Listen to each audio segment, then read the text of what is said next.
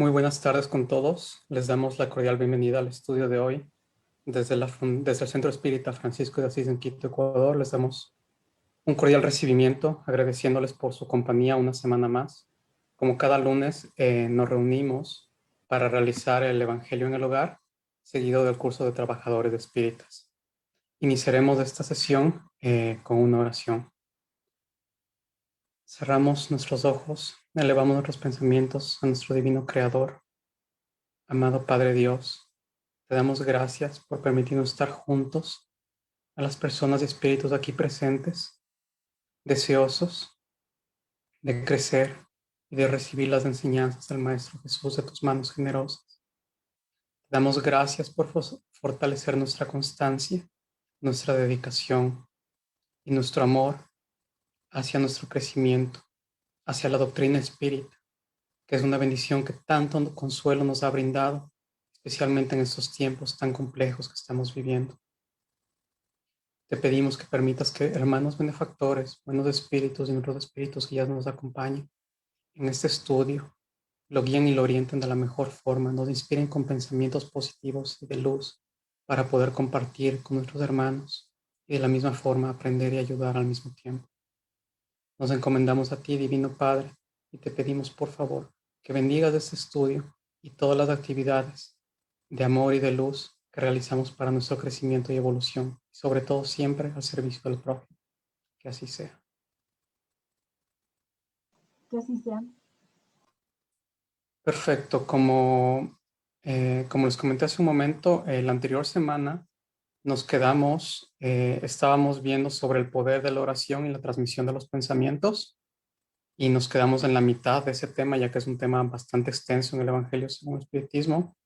Voy a compartir mi pantalla y vamos a continuar leyendo donde nos habíamos quedado. Nos habíamos quedado para recordar un poquito, nos habíamos quedado en el capítulo, este es el capítulo 27, en el ítem 12. Habíamos leído el ítem 12 y habíamos discutido la importancia de la oración y sobre todo cómo podemos orar de forma adecuada y sobre todo de forma consciente, pidiendo sobre todo más que lo que queremos, sobre todo lo que necesitamos. También habíamos discutido que la presencia de Dios y de su ayuda estará siempre presente ante toda dificultad.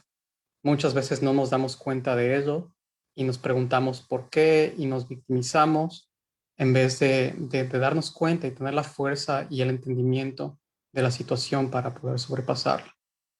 Es un poco como recordatorio de lo que vimos la anterior semana, y vamos a empezar leyendo un poquito más sobre el tema, los ítems que nos faltan. Vamos desde el ítem 13. Recuerdo, este del capítulo 27. Pedid y se os dará. Ítem 13. Al atender la súplica que se le dirige, Dios tiene muchas veces el propósito de recompensar la intención, el sacrificio y la fe del que ruega.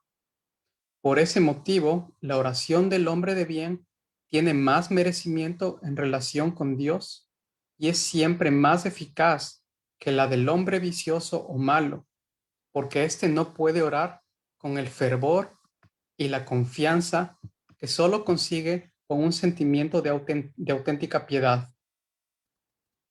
Del corazón del egoísta, de aquel que ora con los labios, solo pueden salir palabras, pero no los impulsos de caridad que confieren a la oración todo su poder. Esto se comprende tan claramente que, por un motivo instintivo, los que se encomiendan a las plegarias de otras personas prefieren las de aquellas cuya conducta se considera agradable a Dios, porque son más fácilmente escuchadas. Dado que la oración ejerce una especie de acción magnética, podría suponerse que su efecto se haya subordinado a la potencia fluídica, pero no es así.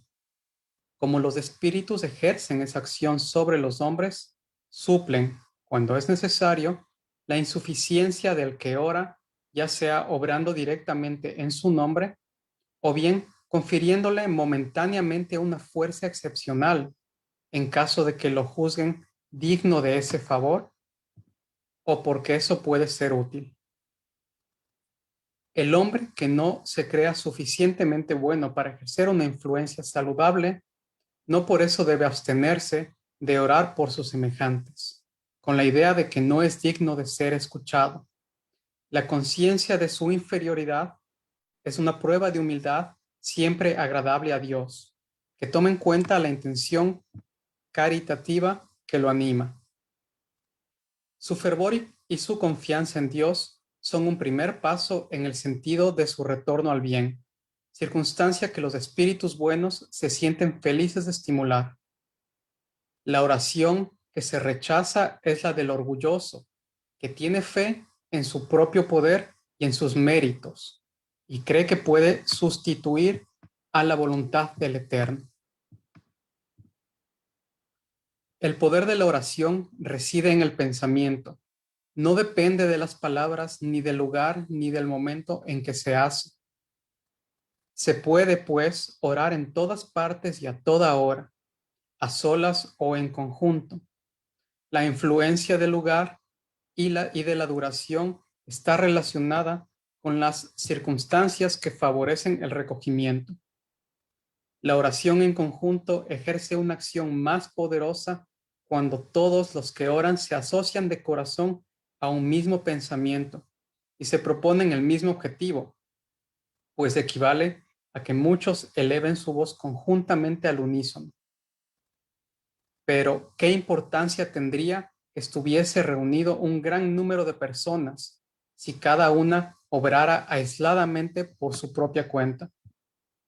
100 personas reunidas pueden orar como egoístas, mientras que 2 o 3 unidas por una aspiración en común rogarán como verdaderos hermanos en Dios, y su oración tendrá más poder que las de las otras 100.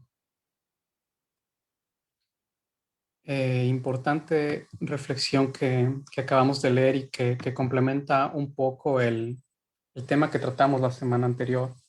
Es muy frecuente ver o escuchar de personas que piden a otros que oren por ellos porque piensan que los otros son más cercanos a Dios o serán más escuchados por Dios.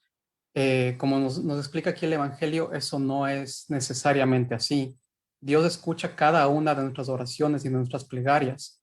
Lo que sí está claro es que Dios también toma en cuenta los méritos de cada persona en cuanto a cómo sobrepasar los vicios, las vicisitudes y las malas tendencias que tenemos, ya que una oración realizada por una persona que tiene pensamientos más elevados, que lleva una vida moral y ética de forma correcta, eh, serán más fuertes que el de las personas que son víctimas de vicisitudes y que no hacen nada para esforzarse, para salir adelante.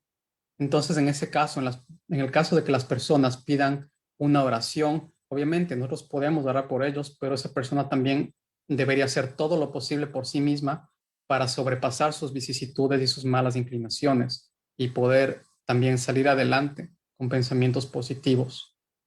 Eso un poco referente a lo que acabamos de leer. Es bastante complementario con el tema de la anterior semana que ya lo explicamos en una extensión mayor. ¿Alguien de nuestros compañeros de Zoom, desea hacer algún comentario referente a lo que acabamos de leer? ¿Alguna reflexión?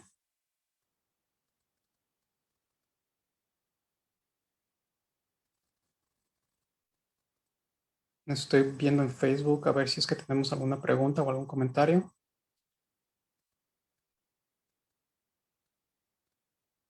De momento no. Les recordamos a las personas que nos están viendo en Facebook que pueden dejar sus preguntas y al final de la clase procederemos a responderlas. Hay otra cosa que también debemos tomar en cuenta al momento de realizar las oraciones, es el poder de cuando dos personas, dos o más personas, oran juntas de una forma honesta y no repetitiva. Muchas veces hemos hablado en el Evangelio y sobre todo en el Espiritismo, mencionan que no hay una fórmula específica para hacer una oración, pero que obviamente una oración tiene que ser dicha de corazón. Entonces, repetir cada vez la misma oración todos los días o a cada momento es algo un poco monótono y no tiene mucho poder magnético, para llamarlo de alguna forma. No es algo que viene de nuestro corazón.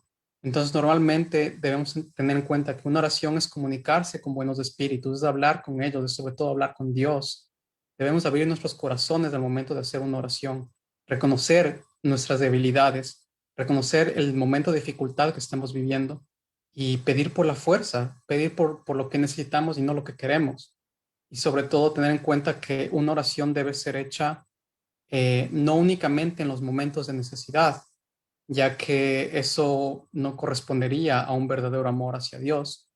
Dios nos bendice cada día con tantas bendiciones que muchas veces ni siquiera estamos conscientes de ellas, o las tomamos por hecho, o las damos por hecho como un plato de comida o como un techo. Pero esta pandemia nos ha enseñado tanto a valorar, a darnos cuenta de lo bendecidos que somos y que muchas veces recibimos de Dios y de su generosidad cosas que nos ayudan, que nos sirven y que ni siquiera las hemos pedido, pero son para nuestro bien. Entonces, debemos estar permanentemente agradecidos y elevar realmente una plegaria en forma de conversación con Dios, de una forma honesta, no de una forma repetitiva. Y hay una parte del Evangelio, incluso también se refleja esto en el libro de los Espíritus, que menciona que una oración debería constar de reconocimiento de la voluntad de Dios, de reconocimiento de su creación, por ejemplo, de la luz del sol, del calor que nos abriga cada día, de agradecimiento, agradecer por nuestras familias, por lo que recibimos, y luego una petición. Pero obviamente todo esto solo es un ejemplo y cada quien tiene su forma de orar. Lo importante es hacerlo de corazón. Y sobre todo también como mencionan esta parte de cuando uno hace oración en grupo, es importante que si se llega a hacer esto, hacerlo de corazón y que todas las personas tengan el mismo propósito de ayudar. Aquí en el Centro Espírita Francisco de Asís tenemos una actividad interna donde hacemos oraciones en grupo, les llamamos vibraciones y pedimos por personas viviendo momentos difíciles, sean enfermos físicos o personas que desencarnaron y nos damos cuenta del beneficio que esas personas y que nosotros recibimos al momento de orar, siempre que lo hagamos de corazón. Entonces, los beneficios y el poder de una oración honesta son incontables y es una bendición que podamos comunicarnos, que podamos agradecer y, y pedir la fuerza que necesitamos para sobrepasar las pruebas. Diego, yo quisiera hacer una pregunta. Claro. ¿Qué opinión tienes en relación a las oraciones que ahora se acostumbran a hacer por chat y todo eso? Que ahora unámonos para orar por alguien o por alguna causa. ¿Qué opinión tienes de eso, por favor? Primero debemos, antes de entrar a la parte de oración, te hablaría más de una parte más técnica y más informática. Debemos tener un poquito de cuidado cómo funcionan estas cadenas que mandan por WhatsApp o por Facebook. Básicamente tienen el objetivo de, muchas veces pueden ser noticias falsas o situaciones falsas, tratan de alarmar a la gente, dependiendo del contenido de cada uno de estos. Entonces, siempre debemos tener un poquito de cuidado y manejar con cautela, especialmente sobre todo lo que sean cadenas de Facebook y cadenas de correo electrónico, siempre se manejan más como por propósitos de marketing y de comercialización, ya que cuando tú reenvías un mensaje, la persona, quien mandó el mensaje originalmente, puede hacer un tracking y puede rastrear y puede ver cuántas veces fue compartido y generar una campaña de marketing referente a eso. Dejando de un lado el tema técnico y más centrado al punto de oración, si es que tú recibes una de estas cadenas y piensas que es un hecho real o es una situación real, tú puedes hacer una oración. No necesariamente tienes que leer exactamente la oración tal y como te la mandan en WhatsApp o en Facebook, pero tú puedes elevar una plegaria de corazón por una persona o por varias personas que están viviendo esta situación. Yo también he recibido últimamente bastantes cadenas sobre la pandemia y sobre médicos que necesitan ayuda y elevar una plegaria por ellos. Claro que lo puedes hacer. Ninguna oración se desperdicia, ninguna oración se pierde. simplemente hacerlo de corazón siempre va a beneficiar a las personas. Y únicamente tener en cuenta ese tipo de cadenas, tratar de romperlas, porque al final de cuentas, muchas veces, como te digo, son utilizadas para fines que realmente no tienen nada que ver con la oración o con ayuda a personas. Pero obviamente, si tú formulas una oración por ellos, ninguna oración se pierde, ninguna oración se desperdicia. Hay un capítulo del libro de Nuestro Hogar donde André Luis le enseñan una especie, describen en el libro como una especie de jarrones luminosos, donde básicamente se almacenan las plegarias y la energía de las oraciones y que eso sirve también para los hermanos benefactores en hospitales, en el mundo espiritual, para la cura de las personas que van llegando. Entonces, debemos recordar el poder magnético de una oración. Siempre beneficia y será almacenado y usado de forma correcta, siempre y cuando lo hagamos de corazón. Entonces, nunca está de más una oración, así lo recibas en cadena, pero tener un poquito de cuidado también con el contenido de las cadenas. Muchísimas gracias, Diego. De nada.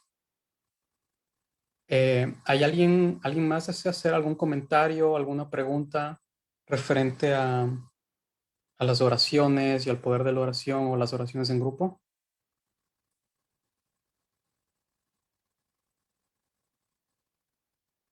Perfecto. Creo que el tema está bastante claro. Antes de pasar al curso de trabajadores, quiero compartirles una oración de Francisco de Asís que muchos de ustedes seguramente conocerán. Y lo que me encanta de esta oración es la importancia que da Francisco de Asís al hecho de no pedir para él, sino de pedir para ayudar, para ayudar al resto de personas. Muchas veces en las oraciones que nosotros realizamos, nos enfocamos primordialmente en nosotros, cuando realmente nos damos cuenta que no nos falta lo necesario, que tenemos todo lo necesario para poder salir adelante. Y realmente hay personas que le están pasando muy mal, muy difícil, especialmente en la pandemia, en cuanto a la parte material y también a la parte espiritual y moral. Hay personas con muchas depresiones. Lastimosamente, el número de suicidios ha aumentado terriblemente a nivel mundial. Y también lo puedo decir acá en el país en que me encuentro. Y una oración siempre viene bien. Está bien muchas veces pedir por nosotros, pero sobre todo pienso que es importante no olvidarse del resto y no limitarnos a nuestras familias. Entonces, voy a compartir con ustedes esta oración de San Francisco de Asís que muchos de ustedes conocerán y que en lo personal me encanta y refleja una caridad, una verdadera caridad. Voy a leer y luego si es que tienen preguntas o reflexiones podemos hacerla. Oh Señor, hazme un instrumento de tu paz. Donde hay odio, que lleve yo el amor. Donde hay ofensa, que lleve yo el perdón. Donde haya discordia, que lleve yo la unión. Donde haya duda, que lleve yo la fe. Donde haya error, que lleve yo la verdad. Donde haya desesperación, que lleve yo la alegría. Donde haya tinieblas, que lleve yo la luz.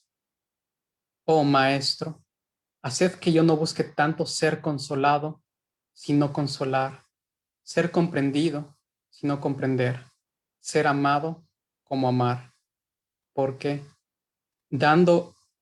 porque es dando que se recibe, perdonando que se es perdonado, muriendo que se resucita a la vida eterna.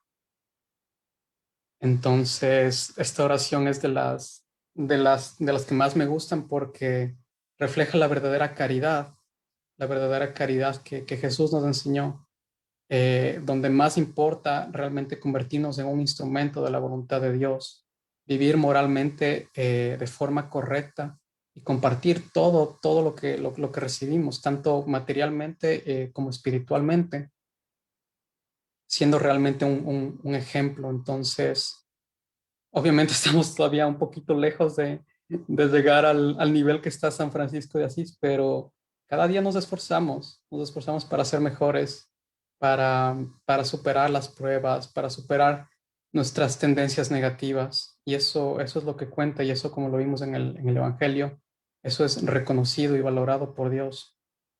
Entonces, recuerden también en sus oraciones, pedir para ser instrumentos de Dios, pedir para poder consolar, para poder ayudar, para poder compartir en esta transición que estamos viviendo en el planeta.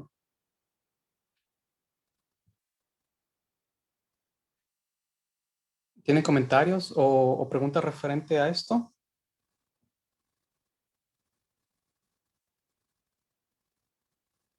Hay un comentario en Facebook de Josefa Zambrano que nos dice que en el capítulo 6 de Misioneros de la Luz también habla sobre la oración y es muy instructivo. Lo tomaremos en cuenta. Gracias, Josefa, por tu comentario. Perfecto. Entonces, vamos a pasar al curso de Trabajadores Espíritas, si es que no hay comentario referente a lo que hemos visto sobre la oración. Y vamos a compartir pantalla y vamos a recapitular un poquito lo que vimos la anterior semana.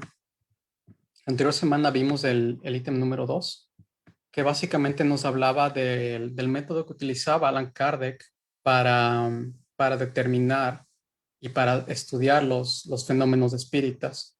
Como vimos y como pudimos leer, básicamente lo que hacía Allan Kardec era ir desde el efecto, ir hacia atrás hasta analizar y determinar la causa de forma correcta. Y vimos que él como maestro y profesor que era, utilizó un método totalmente científico, nunca se adelantó con sus observaciones a hacer juicios finales hasta realmente verificar 2, 3 veces una situación, comprobarla por completo y luego hacerla pública. Nunca tomó conclusiones precipitadas en cuanto a su investigación durante la codificación de la doctrina espírita. Eso fue algo que analizamos y lo pudimos remarcar durante la anterior semana. Vamos a leer un poquito más. Vamos a leer hoy el ítem 3, que habla sobre el espiritismo y la lógica inductiva. En la inducción científica se llega a la generalización por el análisis de las partes. Ese tipo lógico exige observaciones repetidas de una experiencia o de un acontecimiento, de la observación de muchos ejemplos diferentes, partes. Los científicos pueden obtener una conclusión general. Fue así que procedió Kardec en relación a la doctrina espírita, colocándola confortablemente entre las demás ciencias. Al respecto del camino de las inducciones recorridas por la doctrina espírita, Herculano Pires, en su libro El espíritu y el tiempo, infiere que es a partir de la observación de los hechos positivos que el espiritismo... se me saltó la línea, perdón. Voy a leer nuevamente este párrafo porque se me movió un poquito el cursor y me perdí en el párrafo. Al respecto del camino de las inducciones recorridas por la doctrina espírita, Herculano Pires, en su libro El espíritu y el tiempo, infiere que es a partir de la observación de los hechos positivos que el espiritismo llega a las realidades extrafísicas. En la Génesis nos dice el codificador, no fueron los hechos que vinieron después a confirmar la teoría. Es la teoría que vino subsecuentemente a explicar y asumir los hechos. Queda así la estructura lógica del espiritismo caracterizada como de naturaleza inductiva. Esto es un poco lo que ya vimos en la clase de la anterior semana, que básicamente luego del análisis de las mesas giratorias y de las comunicaciones inteligentes que se empezaron a dar, Kardec pudo establecer la teoría del espiritismo, siempre a partir de una consecuencia, como todo método científico. Vamos a leer el siguiente párrafo. Entre tanto, el proceso deductivo está igualmente consagrado en la doctrina espírita, ya que el método científico exige que se combinen inducción y deducción. Son palabras de Kardec. Nunca elaboré teorías preconcebidas. Observaba cuidadosamente, comparaba. Las ideas del hombre están en la razón del que sabe, como todos los descubrimientos importantes, hasta la constitución de los mundos, por ejemplo, debería imprimirles otro curso. Sobre la influencia de esos conocimientos nuevos, las creencias se modificarán. El cielo fue dislocado y la región estelar, siendo ilimitada, no le puede servir más. ¿Dónde está él, pues? Y ante esta pregunta, enmudecen todas las religiones. El espiritismo viene a resolverlas demostrando el verdadero destino del hombre, tomándose por base la naturaleza de este último y los atributos divinos. Se llega a una conclusión. Esto quiere decir que partiendo de lo conocido, se obtiene lo desconocido por una deducción lógica, sin hablar de las observaciones directas que el espiritismo faculta. Aquí podemos analizar un poco sobre la observación que hacía Kardec en las primeras comunicaciones. Él, luego de las mesas giratorias, empezó a darse cuenta que había una comunicación inteligente, que si es que él formulaba cuestionamientos, iba a tener una respuesta inteligente.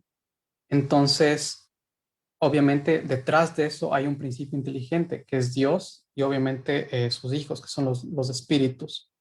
A través de esa conclusión, él pudo desarrollar realmente una observación científica del fenómeno, analizarlo de forma correcta y poder trabajar en los mensajes y en la codificación de, como él dice, de una forma cuidadosa, observando cuidadosamente, sin preconcepciones, comparativa y al final estableciendo conclusiones. Esto también se puede ver en la película de Kardec y en la historia, cómo fue codificado el libro de los espíritus. Básicamente, como método científico, Kardec lo que hizo fue realizar la misma pregunta, cualquier pregunta del libro de espíritus, la misma pregunta la realizaba a diferentes mediums ubicados en diferentes ubicaciones geográficas. Y si es que la respuesta era, el contenido de la respuesta era igual, sabían que era el mismo espíritu que estaba dando la respuesta correcta a diferentes personas. Entonces, de esta forma, él comparaba y podía deducir con una certeza de que era una comunicación correcta y la plasmaba en el libro de los espíritus. ¿Tienen alguna pregunta referente a esto, referente al método que Kardec utilizaba? Antes de pasar al siguiente ítem.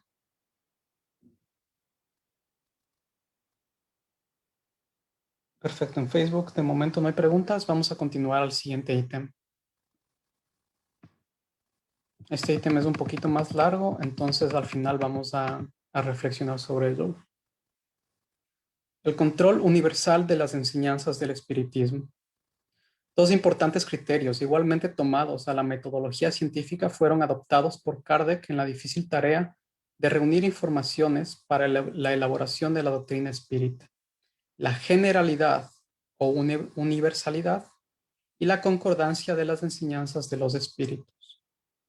Esos criterios, con el soporte del uso de la razón, del buen senso y de la lógica rigurosa, imprimen a la doctrina espírita fuerza y autoridad, como podemos constatar en la introducción del Evangelio según el Espiritismo.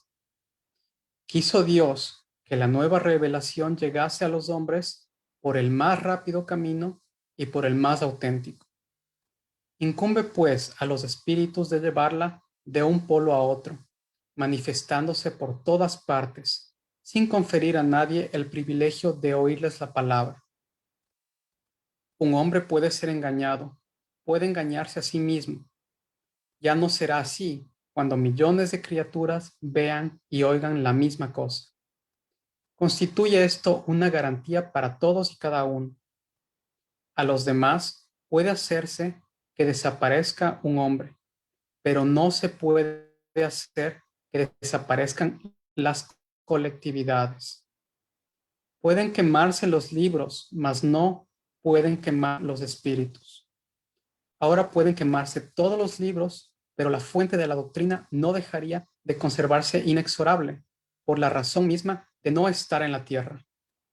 No será la opinión de un hombre que se aliará a los otros, mas será la voz unánime de los espíritus. No será un hombre, ni nosotros, ni cualquier otro que fundará la ortodoxia espírita. Tampoco será un espíritu que se venga a imponer a quien quiera que sea. Será la universalidad de los espíritus que se comunican en toda la tierra por orden de Dios. Ese es el carácter esencial de la doctrina espírita.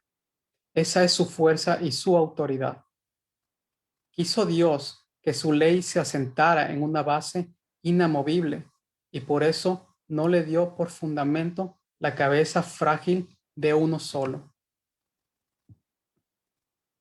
El primer examen comparativo de los mensajes de los espíritus es, pues, sin contradicción, el de la razón al cual cumple ser sometida sin excepción todo lo que venga de los espíritus. Toda teoría en manifiesta contradicción con el buen senso, con la lógica rigurosa y con la información positiva ya adquirida debe ser rechazada por más respetable que sea el nombre de quien la firme.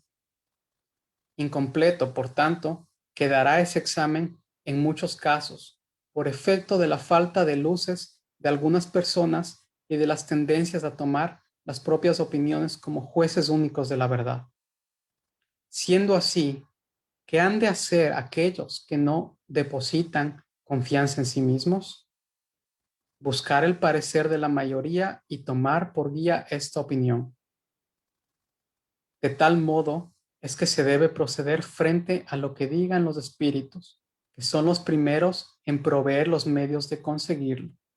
Solo existe una garantía seria para lo enseñado por los espíritus: la concordancia que haya entre las revelaciones que ellos hagan espontáneamente, sirviéndose de un gran número de mediums extraños unos a los otros y en varios lugares. Antes de continuar leyendo este ítem, esto es un poco lo que mencionamos hace un momento y cómo fue codificada, especialmente el libro de los espíritus y, claro, posteriormente el resto de la doctrina. Los mensajes fueron recibidos de forma ordenada y sistematizada a diferentes mediums en diferentes ubicaciones geográficas sin que ellos se conocieran unos a otros. Y obviamente estamos hablando de casi 2 siglos atrás, donde no había internet, no había las facilidades de comunicación y obviamente era casi imposible que los mediums o las personas trabajando en la doctrina espírita en diferentes países se conocieran. Incluso hoy, si aplicamos este principio a la actualidad, vemos que el trabajo continúa a través de diferentes personas como fue Chico Javier o Ivonne Amaral Pereira y actualmente Divaldo Franco y tantos otros mediums y espíritas que están trabajando y todos tienen el mismo mensaje en común. Todos los mensajes tienen el mismo principio, lo cual permite tener un entendimiento más claro y sobre todo recibir una información verificada. Vamos a continuar leyendo un poquito más para finalizar este ítem. Esa concordancia es la base en que nos apoyamos cuando formulamos un principio de la doctrina. No es porque esté de acuerdo con nuestras ideas que lo tenemos por de verdadero. No nos erguimos absolutamente en árbitros supremos de la verdad y a nadie decimos: cree en tal cosa porque somos nosotros que te lo decimos. Nuestra opinión no pasa ante nuestros propios ojos de la opinión personal, que puede ser verdadera o falsa. Teniendo esto en cuenta, no nos consideramos más infalibles que otro. En la posición en que nos encontramos, recibir comunicaciones de cerca de 1000 centros espíritas serios, diseminados por los más diversos puntos de la Tierra, nos hallamos en condiciones de observar sobre qué puntos se establece la concordancia. Esa observación es la que nos ha guiado hasta hoy y es la que nos guiará en nuevos campos que el espiritismo tendrá que explorar. porque estudiando atentamente las comunicaciones venidas tanto de Francia como del extranjero, reconocemos por la naturaleza especial de todas las revelaciones que él tiende a entrar en un nuevo camino y que le llegó el momento de dar un paso para adelante. Esas revelaciones hechas muchas veces con palabras veladas han pasado muchas veces desapercibidas en muchos de los que las obtuvieron. Otros se juzgaron los únicos en poseerlas. Tomadas aisladamente no tendrían ningún valor para nosotros. Solamente la coincidencia les imprime importancia. Después, llegado el momento de ser entregados a la publicidad, cada uno se acordará de haber obtenido instrucciones en el mismo sentido. Ese movimiento general que observamos y estudiamos con la asistencia de nuestros guías espirituales y que nos ayuda a juzgar de la oportunidad de hacernos bien o mal. Esa verificación universal constituye una garantía para la unidad futura del espiritismo y anulará todas las teorías contradictorias. Ahí es que en el porvenir se encontrará el criterio de la verdad. Lo que dio lugar al éxito de la doctrina expuesta en el libro de los espíritus y en el libro de los médiums fue que en todas partes todos recibieron directamente de los espíritus la confirmación de lo que el libro contiene. Eso es lo que mencionamos anteriormente. O sea, sin importar la ubicación geográfica o el tipo de medium, el contenido fue el mismo. Y eso es lo que le da valor a la doctrina espírita. Y eso, como les digo, fue aplicado hace casi un par de siglos y es más válido ahora. Retomando, en la Génesis, Kardec se expresa de la siguiente manera: generalidad y concordancia en las enseñanzas. Ese es el carácter esencial de la doctrina. Este principio es muy importante, lo vamos a mencionar en un momento, lo voy a marcar y ya lo hablamos en un momento. Generalidad y concordancia en las enseñanzas. Ese es el carácter esencial de la doctrina. La condición misma de su existencia, donde resulta que todo principio que todavía no haya recibido la consagración del control de la generalidad, no puede ser considerada parte de esa misma doctrina. Será una simple opinión aislada de la cual no puede el espiritismo asumir la responsabilidad. Esa colectividad concorde de la opinión de los espíritus, basada además por el criterio de la lógica, es la que constituye la fuerza de la doctrina espírita y le asegura la perpetuidad. Para que ella cambie, es necesario que la universalidad de los espíritus cambiare de opinión y viniese un a día decir lo contrario de lo que ya hubiese dicho, porque ella tiene su fuente de origen en la enseñanza de los espíritus. Para que sucumbiese sería necesario que los espíritus dejasen de existir. Es también lo que hará prevalecer sobre todos los sistemas personales, cuyas raíces se encuentran por toda parte, como con ellas se da. Perfecto, vamos a reflexionar un poquito más sobre esta parte, sobre este principio del espiritismo que es muy importante que lo tengamos en cuenta. La generalidad y la concordancia de las enseñanzas es el carácter esencial de la doctrina. Esto me gustaría aplicarlo un poquito a los tiempos presentes, sobre todo al inicio de la pandemia del año pasado. Hubo muchos mensajes, muchos videos en YouTube sobre casas espíritas que decían haber recibido mensajes de espíritus elevados como Becerra de Meneses, entre otros, donde se hablaba de una fecha exacta para la finalización de la pandemia o una fecha exacta para la publicación de una vacuna.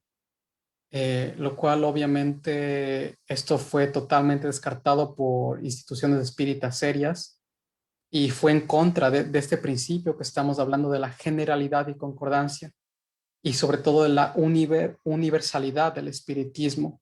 si es que una sola casa espírita o un solo grupo espírita eh, dice tener ese tipo de mensajes y no se y ninguna otra casa espírita o ningún otro centro espírita en cualquier otra parte del mundo recibe mensajes similares o con contenido semejante, eh, deberíamos pensarlo claramente y ponerlo en tela de duda, ya que básicamente iría por completo en contra del principio universal del espiritismo, que es la generalidad y concordancia de las enseñanzas, sin importar el lugar donde se encuentren o sin importar eh, el tipo de medium que sea.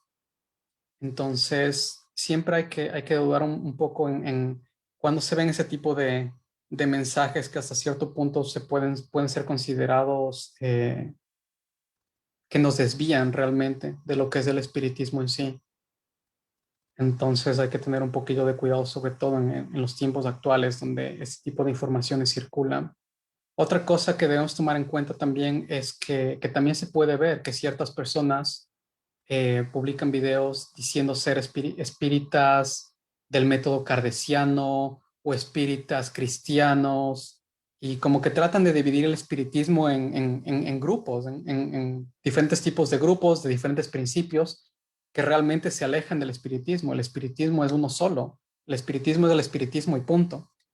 Entonces, debemos también tomar en cuenta eso para no dejarnos llevar por ese tipo de videos o de mensajes que circulan en el Internet. Simplemente el espiritismo es uno, fue codificado por Kardec y es el espiritismo que estamos estudiando nosotros, que nos enseña a amar a nosotros mismos, amar al prójimo como a nosotros mismos y a Dios por sobre todas las cosas, que es el principio general. Y esto se refleja en la ley de amor, justicia y caridad. Eh, Creo que eso sería las reflexiones referente a lo que hemos leído hoy sobre el curso de trabajadores espíritas. Simplemente la universalidad, la generalidad y la concordancia del espiritismo estará siempre presente en el verdadero y único espiritismo que hay.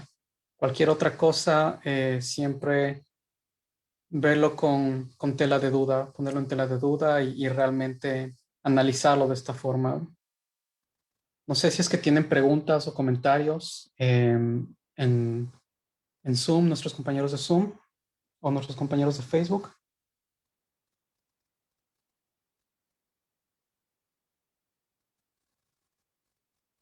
Perfecto, en Facebook no hay preguntas. Listo, vamos a proceder con la oración de cierre y al final, obviamente, de la clase haremos un par de anuncios.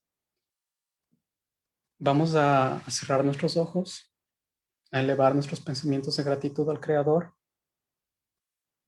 Divino Padre, te damos gracias por las enseñanzas del día de hoy, por la doctrina espírita que nos ha enseñado a desarrollar una fe razonada, una fe consciente en ti, en tu voluntad sagrada, en tus leyes divinas e inmutables, Dios Padre, que nos llena de consuelo, de amor, de luz y de motivación para nuestro mejoramiento. Te pedimos, Dios mío, que esa luz brille siempre dentro de nosotros y sobre todo que la podamos exteriorizar y compartir con cada una de las personas que nos rodean en nuestras actividades diarias, con nuestras familias, con nuestros compañeros de trabajo. Que cada una de nuestras acciones reflejen tu amor, la indulgencia, el respeto y el amor que merece nuestro prójimo, nuestros hermanos. Te pedimos, Dios Padre, también que como en la dulce oración de nuestro hermano San Francisco de Asís, permitas que seamos instrumentos de tu voluntad sagrada, permitas que tengamos el honor de poder servirte, de poder representarte de forma correcta, dejando nuestras vicisitudes y nuestros intereses personales atrás por completo y para siempre, y realmente entregándonos a ti, Dios mío, a tu voluntad sagrada, a tu servicio, compartiendo el pan, compartiendo tus bendiciones morales, espirituales, materiales e intelectuales. Y de esa forma, ayudando a generar cambios positivos en nosotros y en las personas que nos rodean y poner un granito de arena en la transición planetaria que estamos viviendo. Te pedimos por ellos, Dios Padre, por nuestros hermanos viviendo momentos difíciles debido a la pandemia. Cubre sus necesidades, llénales de la luz, del amor, de la fe y de la esperanza en ti, Dios mío, y de la conciencia de saber de que todo pasa, de que una vez que se complete esta transición, nuestro amado planeta será un mejor lugar para los espíritus y las personas que en él vivan. Nos encomendamos a ti, divino Creador, y te pedimos tu bendición divina para todas las personas y espíritus aquí presentes en esta nueva semana y siempre. Que así sea.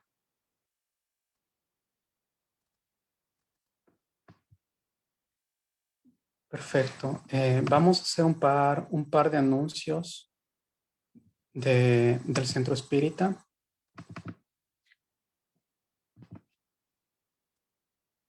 Como es lo que hemos venido anunciado en las anteriores semanas, tenemos nuevamente reabierta nuestra biblioteca espírita del Centro Espírita Francisco de Asís en Quito, Ecuador, donde tenemos disponibles libros de espíritas que son de gran ayuda y de gran consuelo en los tiempos actuales que estamos viviendo, como el libro de Vida Feliz de Joana de Ángeles y Divaldo Franco, también Notas de Corazón de nuestro hermano Juan Danilo Rodríguez.